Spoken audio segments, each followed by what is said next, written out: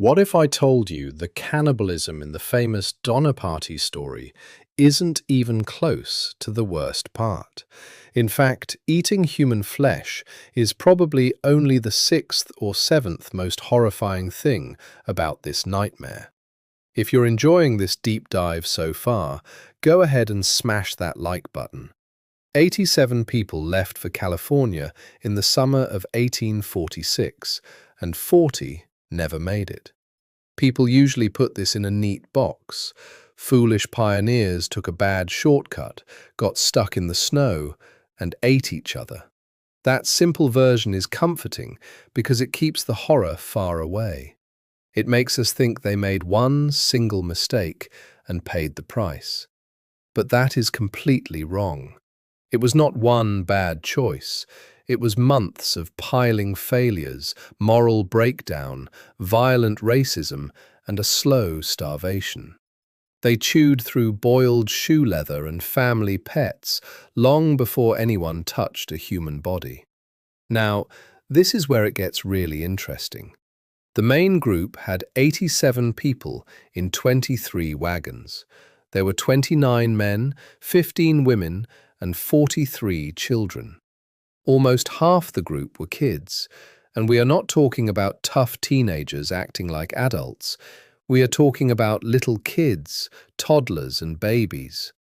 The survivors who carried this heavy trauma for life were mostly children under 15.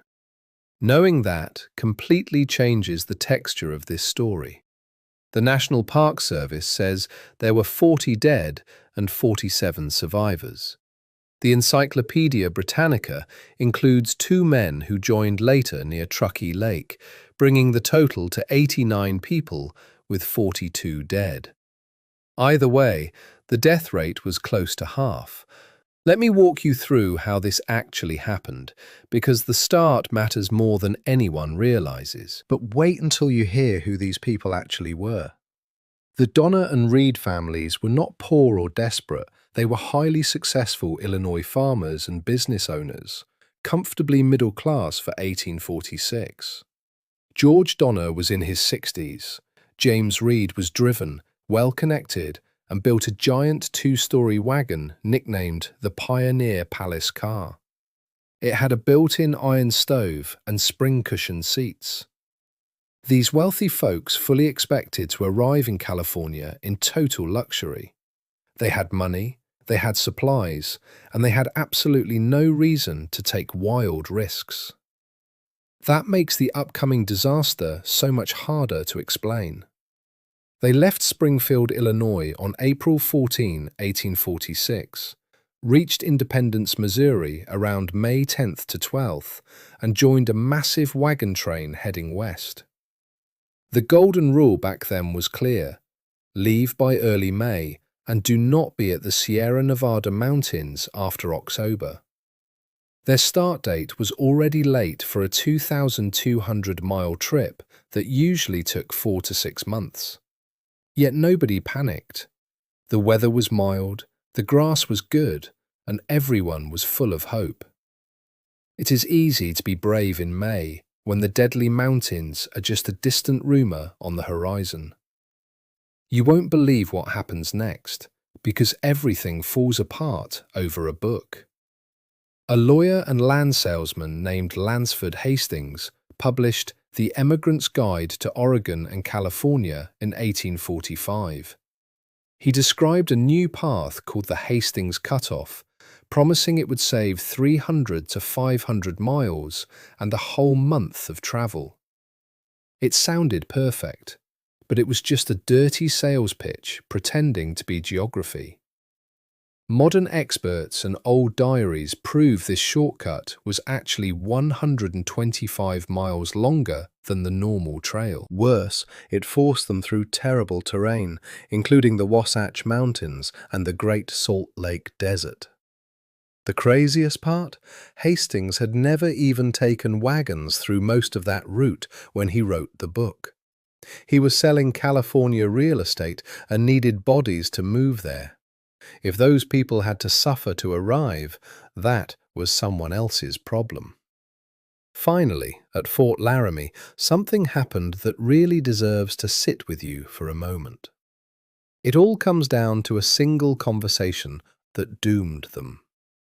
James Reed ran into an old buddy, a tough mountain man named James Clyman. Clyman had actually just travelled through the exact land Hastings was promoting. He told Reed flat out to avoid the shortcut. He warned it was dangerous and told Reed to stick to the known trail. Reed politely thanked him, then ignored every single warning. The rest of the group followed Reed. They trusted a book over a man who had walked the dirt. If you're enjoying this so far, smash that like button. That one choice, made on a sunny day with full bellies, killed 40 people. At Fort Bridger, in late July 1846, 23 wagons holding 87 people, including 43 kids, turned off onto the Hastings cutoff. But here is the crazy part. What came next was 2 brutal weeks of chopping a wagon road through the Wasatch Mountains.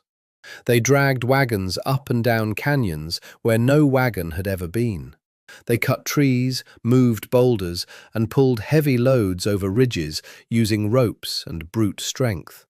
The land was not just hard, it was the kind of place where one flipped wagon could stop the whole group for a day. Every day in those mountains was a day they could not afford to lose.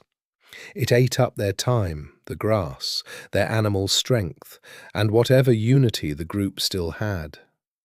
By the time they broke out of the mountains and faced the Great Salt Lake Desert, they were behind schedule, exhausted, and starting to fight. You won't believe what happens next. Hastings left a note promising the desert crossing would take 2 days.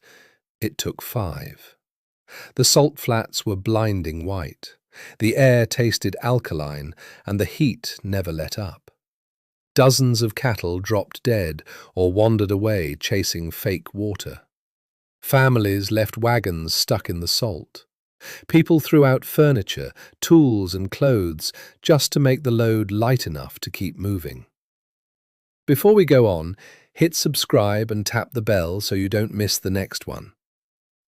James Reed lost most of his wagons and almost all his oxen. The Pioneer Palace car, that massive 2-story rolling mansion with its iron stove and spring seats, sat in the salt, stripped and useless. 5 days for what should take 2, with not enough water. Now this is where it gets really interesting. When the Donna Reed party finally linked back up with the main California trail at the Humboldt River in late September, every other traveler heading to California had already made it past the Sierra Nevada. Every single one. The Donner Party was the last group on the trail. They did it to themselves by following an untested path pushed by a man who never drove a wagon over it, after being warned by someone who had. Including the time in the Wasatch and the extra distance, the shortcut that was supposed to save a month cost them an extra month instead. The math is brutal. I keep coming back to this because it matters for everything that comes next. This was not bad luck. This was manufactured lateness. The Humboldt River stretch should have been the easy part, but it was not. On October 5, 1846, driver John Snyder was whipping his oxen up a steep hill. James Reed stepped in, words were exchanged, and things escalated fast. Snyder smashed his whip handle into Reed's head. Reed pulled a knife and stabbed Snyder in the chest. Snyder was dead in minutes. The wagon group held a rough frontier trial right there. Some demanded Reed be hanged immediately. Others argued self-defense, pointing out Snyder hit first. The compromise was banishment. Which part of this surprised you most? Drop it in the comments. Reed was forced to ride ahead alone to California, leaving his wife and 4 kids behind. His family was still months away from safety, and the group had just voted to kick out their best leader during the toughest stretch. Reed eventually made it to Sutter's Fort and became a main organizer for the rescue parties. Banishing him might have saved lives later, but it definitely cost lives right then. But here is where things start getting really dark. As supplies ran out along the Humboldt River, the group's morals completely fell apart. A German immigrant named Louis Kesselberg forced an older Belgian passenger named Hardcoop out of his wagon. Kesselberg claimed his oxen were simply too weak to pull the extra weight. Poor Hardcoop fell behind, collapsed on the dirt trail, and was never seen again. A few guys went back to look for him, but they did not try very hard, and they did not look for long. Remember, this was well before the snow started, before anyone was trapped. A man was left to die on the open trail just because he was old and inconvenient, and nobody would sacrifice an ox to save him. If you are hooked by this intense survival story, make sure to hit subscribe and tap the bell so you do not miss the next part. As they moved through Nevada, local Shoshone and Paiute tribes started raiding the wagons, mostly targeting their livestock. The pioneers called these attacks savage crimes, but the real story is more complicated. The travelers' huge herds were eating all the rare grass along the river.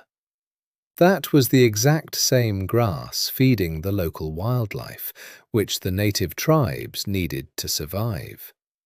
Taking the livestock was honestly just as much about defending their own food as it was an attack. Still, every stolen or dead ox meant one less animal to pull heavy wagons, and one less animal they could eat later. The group was bleeding vital supplies from every single direction. Now, you won't believe what happens next. By late October 1846, snow was already dusting the high mountains of the Sierra Nevada. Most of the tired group finally reached Truckee Lake, which we now call Donner Lake. A massive storm hit on October 30th and 31st, dumping heavy, wet snow that completely blocked the pass. They tried to push through, but could not make it over. They tried again, but the snowdrifts were way too deep. Animals thrashed around, and people sank to their waists with every step. Defeated, they turned back to the lake. Most families quickly built or crammed into freezing cabins on the shore. About 3/4 of the travelers ended up stuck there. Meanwhile, the Donner families, George, Jacob, their wives and kids, lagged 6 to 8 miles behind everybody else because of a broken wagon axle and injuries from weeks earlier. They set up a makeshift camp at Alder Creek, using wagon canvas, brush, and a flimsy lean-to. It was way more exposed than the lake cabins and completely useless for what was about to hit them. And here is the most terrifying part. It was not just one storm coming. It was storm after storm after storm, pounding them from November through January, February, and March. An Irish Catholic farmer named Patrick Breen kept a diary at the lake camp from November 20th, 1846 to March 1st, 1847. It is the only daily written record from inside those frozen camps. His notes are terribly short, filled with nothing but pain, freezing weather, deaths, and hunger. He wrote about storms lasting days, temperatures so cold everything froze, and their food shrinking to nothing. He rarely mentions cannibalism directly, even though later survivor stories make it clear it was happening all around him. Historians think his silence was either on purpose or he was too traumatized to put the nightmare into words while living it. It was probably both. That diary is chilling, not for what it says, but for how little it says, and the dark horrors you have to fill in yourself. Old photographs of tree stumps chopped by the group show something terrifying. The cuts are many feet above the ground. Researchers use these stumps to estimate the snow around the lake was 10 to 20 feet deep. That is not a snowstorm. That is being buried alive. Moving around was impossible without snowshoes, and they barely had any. Early attempts to cross the pass in November failed miserably. People sank into the snow up to their chests and stumbled back exhausted. They were totally trapped. Now, this is where it gets really interesting, because we are reaching the part most people skip. I want to slow things down, because the fast version of this story is dishonest. Jumping straight from trapped to cannibalism implies nothing happened in between. But there was plenty in between, dragging on for weeks and months. Normal food went first: flour, bacon, and some beef. With over 80 people sharing, it vanished fast. Next, they killed whatever cattle and oxen were left. Later, they dug frozen carcasses out of the snow when they could find them under 10 feet of white. Then the dogs. The Reed family killed and ate their dog, Cash. Then rats and small game.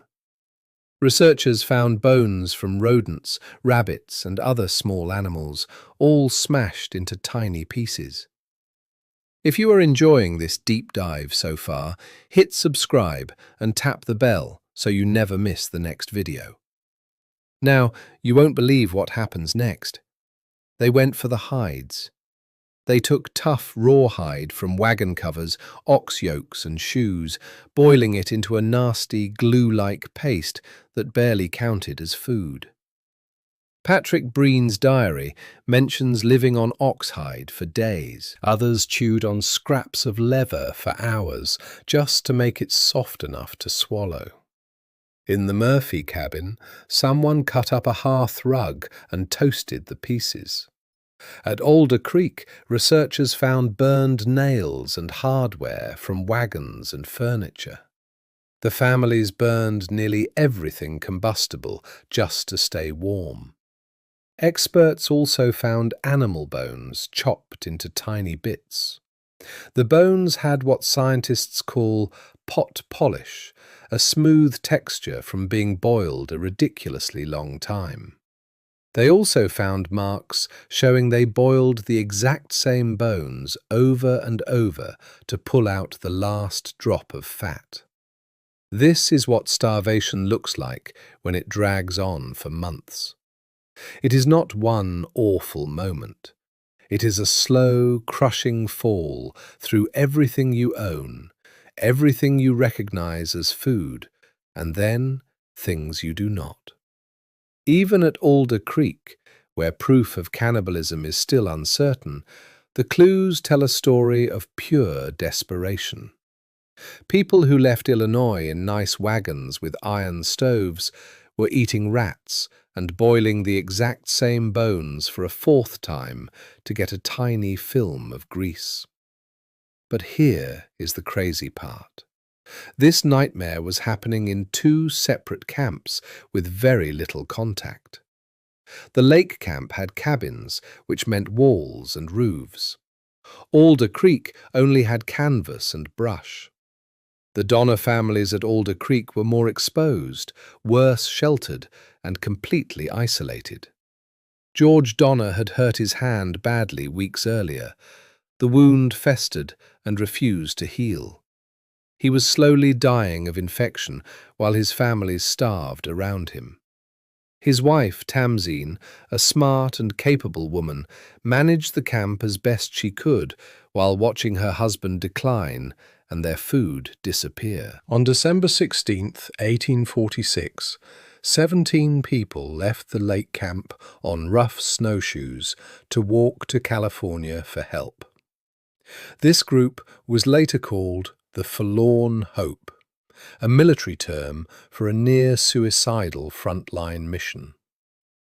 In the end, 15 people made this desperate journey.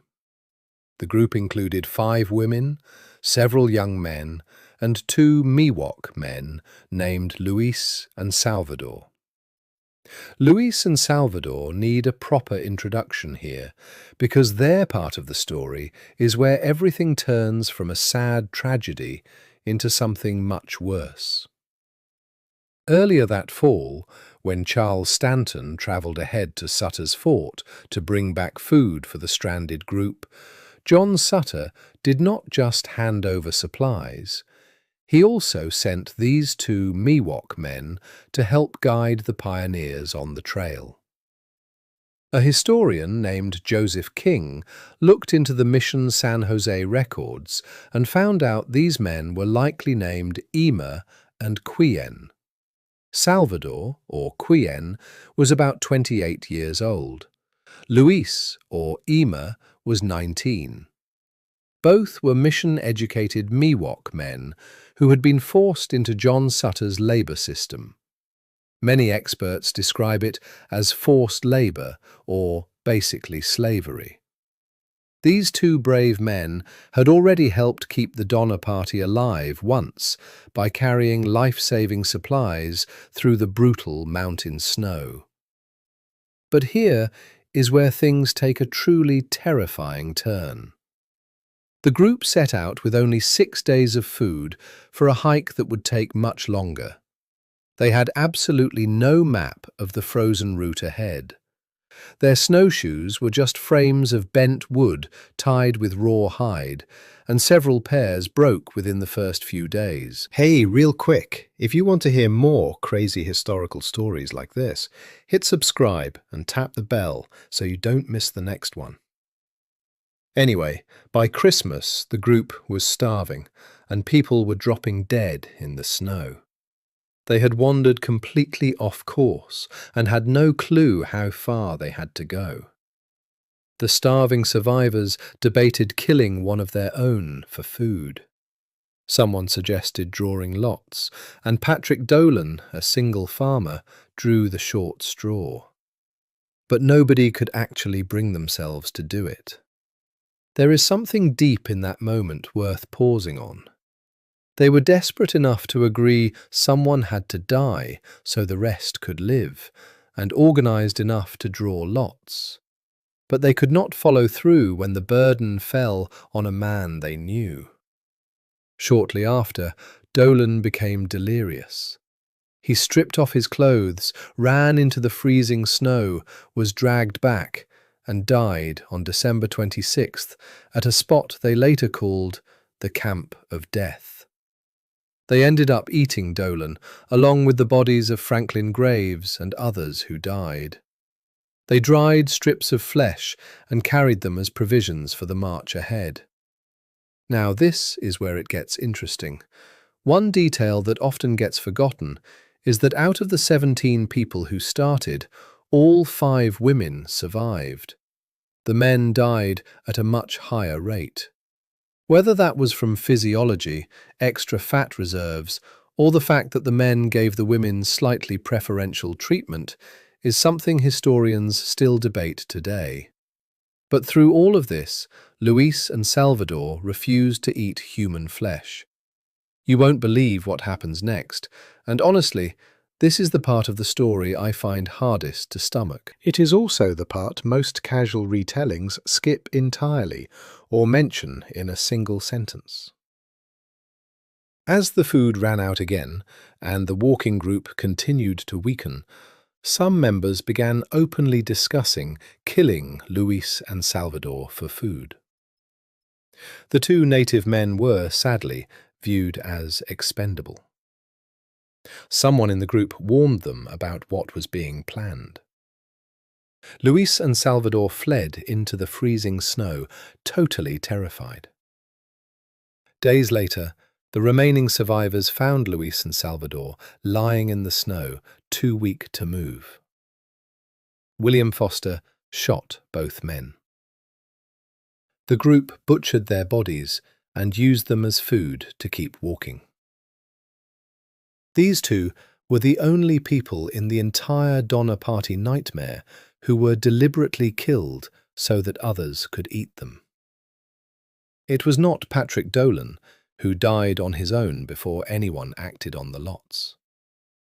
It wasn't the people who slowly starved in the lake cabins. Two Miwok men who had been forced away from Sutter's Fort and carried supplies through the freezing mountains to save these travellers were murdered by the very people they came to help. When offered human meat, they had refused to eat it. And the reason they were chosen wasn't random. It was based on race.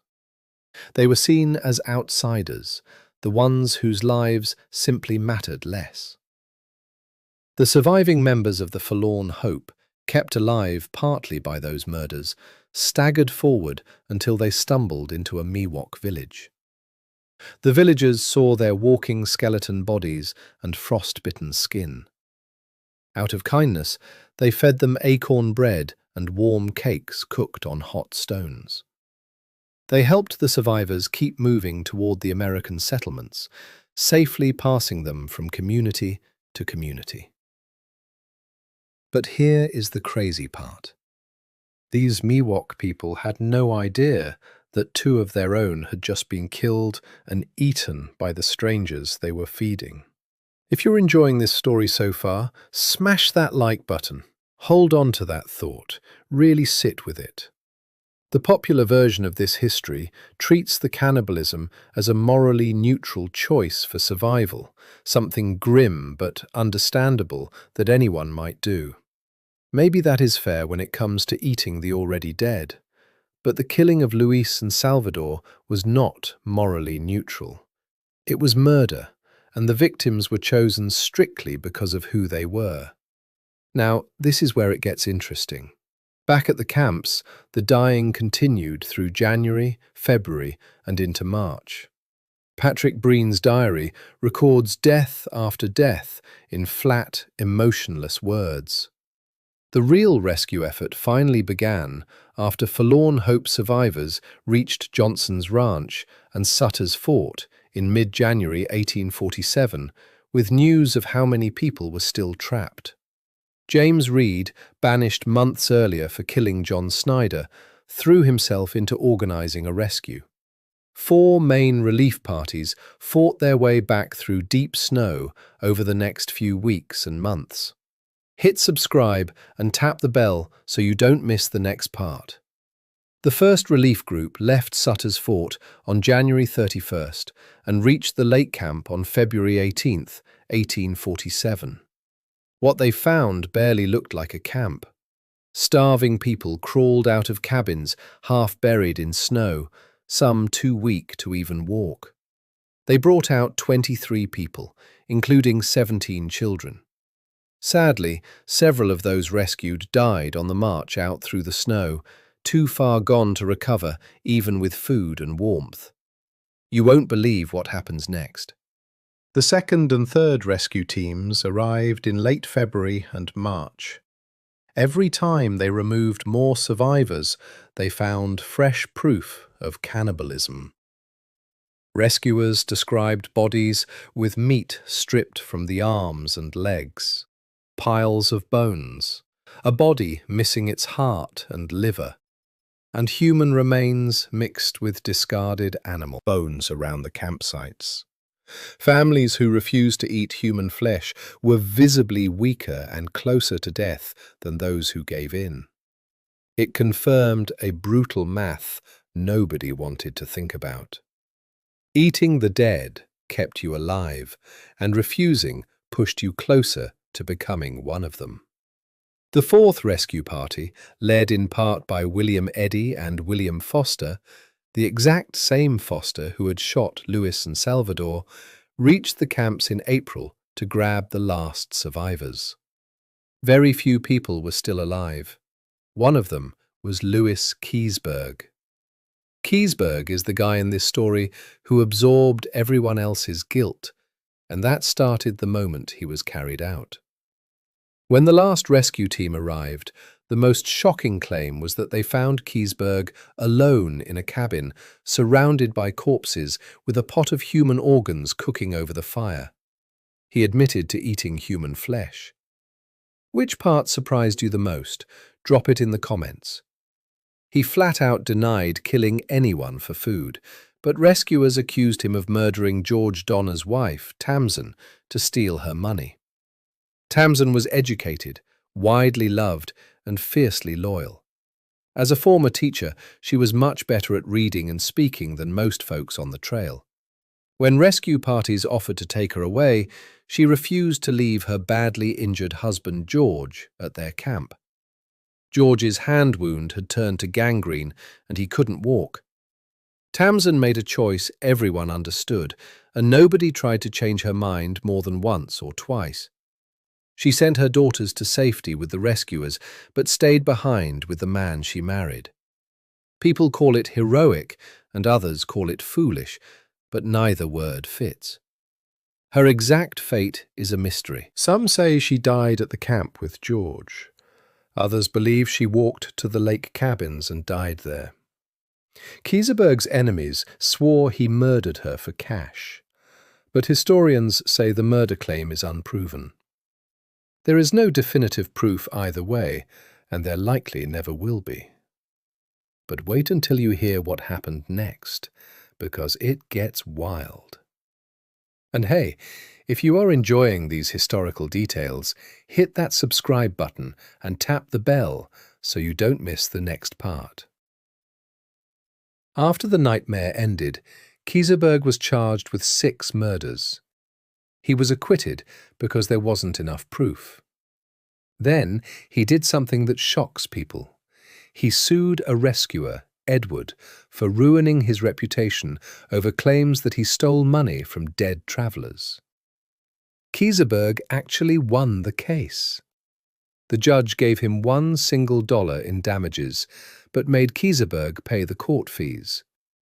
That was the legal system saying, your reputation is already so ruined that it is worth exactly $1.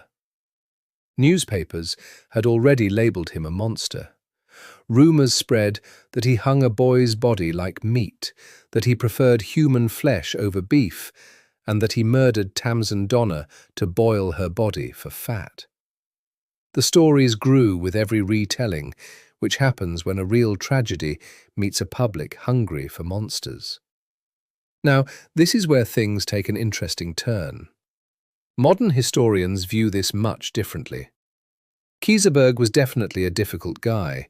His past actions, like forcing the elderly Hardcoop out of his wagon to die, show someone capable of cold selfishness when resources were tight.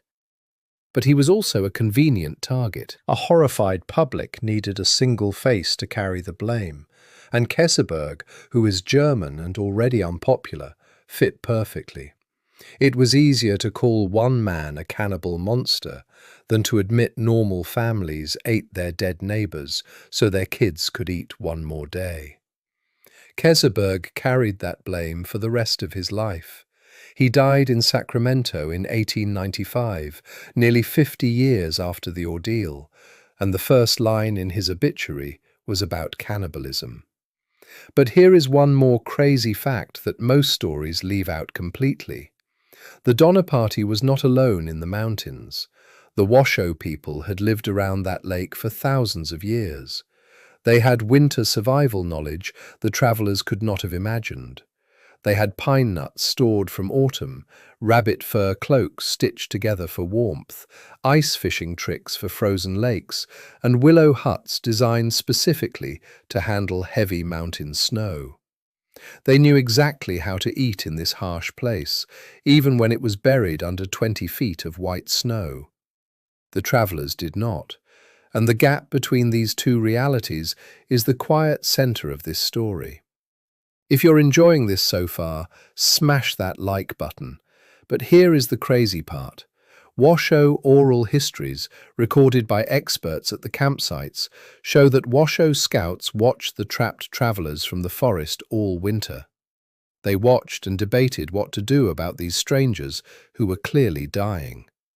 On at least one occasion, Washoe individuals approached the camps, offering food, roots, and pine nuts. But in a separate encounter, traveller William Eddy shot and killed a native man who had put arrows into their oxen earlier, deepening the fear among everyone. Washoe accounts describe approaching the starving travellers with food later on, only to be shot at. That kept them away. People were dying of starvation, while those who knew how to feed them were driven back by gunfire. Hit subscribe and tap the bell so you don't miss the next one. Now, this is where it gets interesting. The story stops being about weather and bad decisions and becomes about what these people believed. They were heading into Mexican territory during the Mexican-American War, driven by dreams of land. They believed in manifest destiny, an idea that treated American expansion as natural and God-given. It normalized taking land from anyone already living there. That mindset produced the gold rushes, the railroad, and California statehood. But it also produced 87 people trapped in the snow, eating their shoes, their dogs, and eventually each other, while the indigenous people who could have saved them were shot at for getting too close. You won't believe what happens next with the evidence. Archaeologists at Alder Creek, led by Donald Hardesty in the 1980s and Kelly Dixon and Julie Shablitsky in the 2000s, confirmed the camp locations using wagon parts, nails, writing slates and ceramics. Their bone analysis found cattle, horses, dogs, deer, rabbits and rodents. All were chopped and boiled with clear signs of heavy grease extraction. But here is the wild twist. No definitive human bone was found at Alder Creek. DNA from fragments was simply too degraded. The team is careful to say this doesn't prove cannibalism didn't happen there. Unburned human bone could have decomposed in the acidic soil, or remains were consumed so completely that nothing recognizable survived. Written evidence from survivors strongly supports cannibalism occurred at both camps, but the physical evidence is mixed. Dixon and Shablitsky publicly stated the Donner family probably least deserved the label permanently welded to their name. Virginia Reed was just 13 during the ordeal. Her father, James, had been banished for killing Snyder. Her family nearly starved, and she watched people around her die and be consumed. After resettling in California in the spring of 1847, she wrote a letter to her cousin, Mary Keyes, in Illinois. 2 sentences from that letter have traveled through a century and a half of American memory. She thanked God her family survived, and claimed they were the only family that did not eat human flesh. That claim may or may not be true. Which part of this surprised you most? Drop it in the comments. The Reed family wanted their story on the record. Virginia made sure of it at just 13. She wrote with the bold confidence of a kid who knew how harshly the world would judge them. She ended with advice that outlived every other detail of this nightmare. Never take no cut-offs, and hurry along as fast as you can. But here is where it gets truly tragic. Little Eliza Donner was only 3 when her family got trapped in the deep snow at Alder Creek. Growing up, she carried a last name that had become a famous bad word for the worst thing Americans could imagine pioneers doing. In 1911, a 68-year-old Eliza published a book about the disaster. She shared dark memories of freezing storms, watching her dad slowly die, and the heavy shame that haunted her entire life. She was only 3 when it happened, but she spent the next 65 years answering for it. All the survivors spent decades trying to control the rumors. Some talked about how much they prayed. Others stressed they only ate people who had already passed away. Some swore their family never touched human meat. Over time, the name Donna just became a quick way to say cannibalism, erasing all the real history. It wiped away the weeks of chewing on boiled animal skins, the little kids who made up half the group, the two murdered Miwok guides, the washers shot at for offering food, the broken wagons, and a fake guidebook full of deadly lies. Now, think about this chilling fact. The last survivor walked out of those mountains on April 21st, 1847. They had been stuck in that frozen hell for roughly 4 months. 23 wagons rolled in. 40 people never came out. If this dark history hooked you, hit that share button. And remember the rule that started it all: never take no cut-offs.